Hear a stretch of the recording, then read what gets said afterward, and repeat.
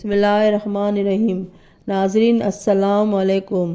حضرت ذوالقرنین کی شاہی۔ جب حضرت ذوالقرنین 12 سال کے ہوئے تو خداوند عالم نے انہیں بادشاہت عطا کی اور یہ بادشاہت ان کے پاس تا حیات رہی۔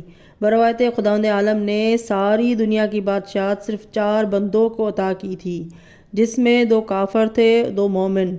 کافر بادشاہ نمرود اور بخت نصر تھے اور مومن بادشاہ حضرت ذوالقرنین اور حضرت سلیمان تھے۔ خداوند عالم نے ان کے ذمہ مشرق و مغرب، شمال و جنوب غزے کے سارے عالم ارضی کی تبلیغ کی تھی، اور یہی سبب تھا کہ انہوں نے ساری زمین کا سفر اختیار کیا تھا۔ حضرت ذوالقرنین کا اصل نام عباس، عیاش، حرس یا صیب یا عبداللہ تھا، لیکن انہیں کوئی اس کے اصل نام سے نہیں جانتا تھا۔ انہیں سب ذوالقرنین ہی جانتے تھے اور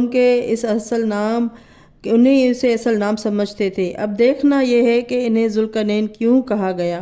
روایت سے معلوم ہوتا ہے کہ چونکہ آپ کے سر کے دونوں حصوں پر بوجہ تبلیغ ضرب لگائی گئی تھی اور آپ نے نئی زندگی کے 2 قرن گزارے تھے، اور آپ کے سر پر 2 بلندی کران سینگ کے مانند تھے، اور آپ کے تاج میں 2 شاخیں نکلی ہوئی تھیں، اور آپ کے 2 گیسو تھے، اور آپ نے 2 قرن عالم اور مغرب اور مشرق کی سیر کی تھی، اور آپ نے نور ظلمات پر اقتدار حاصل کیا تھا۔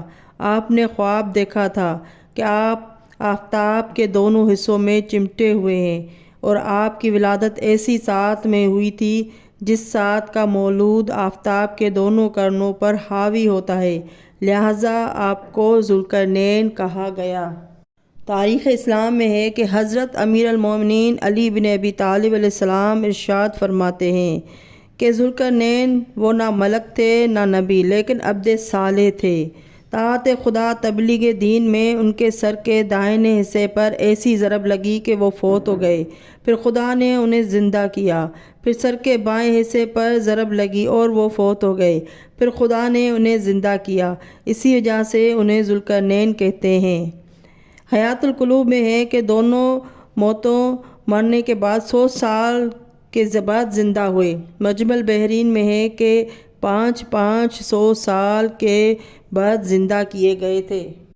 حضرت ائمہ طاہرین علیہ السلام کے ارشادات سے مستفاد ہوتا ہے کہ خداوند عالم نے حضرت ذوالقرنین کو تبلیغ دین کے لیے پہلے مغرب میں بھیجا۔ وہ وہاں تبلیغ کر رہے تھے کہ لوگوں نے سخت نافرمانی کی اور ان کے زود و کوب کی، اور یہاں تک کہ ستایا کہ وہ عاجز آ گئے، اور بالآخر ان لوگوں نے ان پر حملہ کر دیا، ان کے سر کے دائیں حصے پر ایسی ضرب لگائی کہ وہ مر ہی گئے، یہاں تک کہ بروایت 500 سال اور بروایت 100 سال تک مردہ رہے۔ پھر خداوند عالم نے انہیں زندہ فرمایا اور انہیں مشرق میں تبلیغ کے لیے تعینات کر دیا، اور وہاں تبلیغ کر رہے ہیں۔ اور ان لوگوں نے بھی سرکشی کی اور ان کی نافرمانی میں اتنی زیادتی کی کہ انہیں مارا پیٹا، یہاں تک کہ ان کے سر کے بائیں حصے پر ایسی ضرب لگا دی کہ وہ مر گئے اور 500 سال تک مردہ رہے۔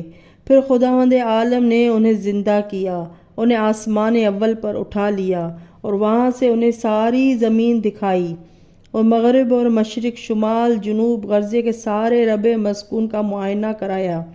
پھر انہیں زمین پر بھیج کر انہیں شاہی دی، ہر قسم کی طاقت عطا فرمائی، اور حکم دیا کہ تم ساری دنیا کا چکر لگاؤ اور پوری طاقت سے تبلیغ کرو۔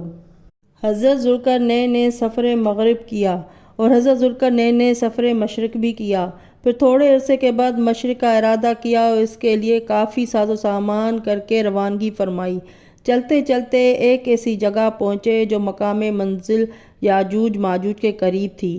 اس ایک جگہ بادشاہ مقیم تھا، وہ ایک قوم پر حکومت کرتا تھا، لیکن تھا بڑا شریف۔ جب اسے ان کے وہاں پہنچنے کی اطلاع ملی تو وہ فوراً لشکر تیار کر کے ان کے استقبال کے لیے نکلا اور تحفے طائف بھی ہمراہ لیے۔ منزل سے آگے بڑھ کر حضرت ذوالقرنین سے ملا اور ان کے دین کی فوراً دعوت قبول کر لی اور شریعت خداوندی پر فوراً ایمان لایا۔ حضرت ذوالقرنین اس کی فراست اور نیکی سے بہت متاثر ہوئے اور انتہائی مسرت محسوس کی۔ پھر آپ نے وہاں ایک عرصہ تک قیام رہنے کے بعد روانگی کا ارادہ کیا تو اس بادشاہ نے بڑی لجاجت سے یہ درخواست پیش کی کہ ان کی یاجوج ماجوج سے بچانے میں امداد فرمائے۔ اس نے کہا کہ حضور والا، ہمارے قریب ایک بہت بڑی ظالم قوم آباد ہے جو نہ خدا کو پہچانتی ہے اور نہ رسول کو جانتی ہے۔ حضرت ذوالقرنین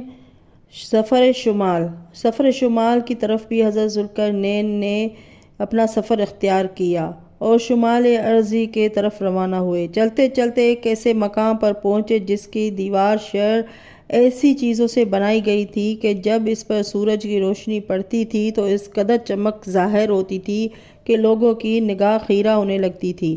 اسے سور البلد کا کوئی دروازہ نہ تھا۔ حضرت ذوالقرنین نے اس کے حالات دریافت کرنے کے لیے 10 آدمی یکے بعد دیگر بھیجے مگر کوئی واپس نہ آیا۔ یہ جانے والے دیوار بھانت کر جاتے تھے پر واپس نہ آ سکتے تھے۔ بالآخر حضرت ذوالقرنین وہاں سے آگے بڑھے اور سفر جنوب اختیار کیا اور چلتے چلتے جنوب کی طرف نکل گئے۔ خط استوا وغیرہ کے قطع کیا اس زمین پر جہاں پہنچے جسے آج کل اسکندریہ کہتے ہیں۔ وہاں پہنچ کر ایک عظیم الشان شہر کی تعمیر کی جس کا نام مقدونیہ رکھا۔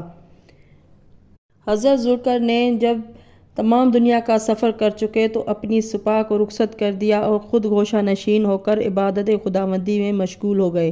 ان کی یہ گوشہ نشینی بمقام دومتل جندل تھی اور وہیں انتقال فرمایا، ایک روایت کے بنا پر تہامہ میں اور ایک روایت کے بنا پر مکہ معظمہ میں دفن ہے۔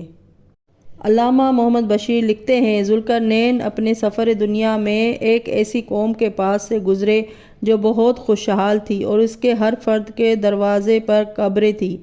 انہوں نے پوچھا کہ تم دروازوں پر قبریں کیوں بناتے ہو؟ انہوں نے کہا کہ تاکہ موت ہر وقت پیش نظر رہے۔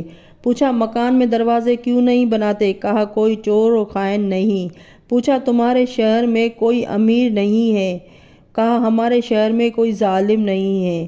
پوچھا تمہارے یہاں کوئی قاضی نہیں ہے؟ کہا ہم آپس میں لڑتے جھگڑتے نہیں ہے۔ پوچھا تمہارا کوئی بادشاہ نہیں ہے؟ کہا ہم میں کوئی ایک دوسرے پر زیادتی کرنے والا نہیں ہے۔ پوچھا تم سب ایک جیسی حالت میں کس طرح ہو؟ کہا ہم میں مساوات ہے اور اس کی وجہ یہ ہے کہ ایک دوسرے پر رحم کرتے ہیں، جس کے پاس کمی ہوتی ہے ہم پوری کر دیتے ہیں۔ پوچھا تم میں کوئی نزاع جھگڑا کیوں نہیں ہوتا؟ کہا ہم اپنے نفسوں پر قادر ہیں، جھوٹ نہیں بولتے، اپنا مال تقسیم کرتے رہتے ہیں، اس لیے ہم میں کوئی فقیر نہیں ہے۔ پوچھا تمہاری عمریں کیوں بڑی ہے؟ کہا ہم کسی کا حق ہضم نہیں کرتے، عدل و انصاف سے رہتے ہیں۔ پھر پوچھا تمہارے شہر میں قحط کیوں نہیں پڑتا؟ کہا ہم استغفار سے کبھی غفلت نہیں کرتے۔ ذوالقرنین علیہ السلام سوال کرتے گئے اور وہ اسی طرح جواب دیتے گئے۔ بالآخر ذوالقرنین نے اپنے لیے اسی جگہ کو پسند کر لیا اور اپنی بقیہ زندگی اسی جگہ گزار کری، وہیں انتقال فرمایا۔ ان کی عمر 500 سال کی تھی۔ اللہم صلی علی محمد وآل محمد۔ ناظرین میری ویڈیو اچھی لگے تو لائک اور سبسکرائب کر لیں۔ اگلی ویڈیو تک کے لیے اللہ حافظ۔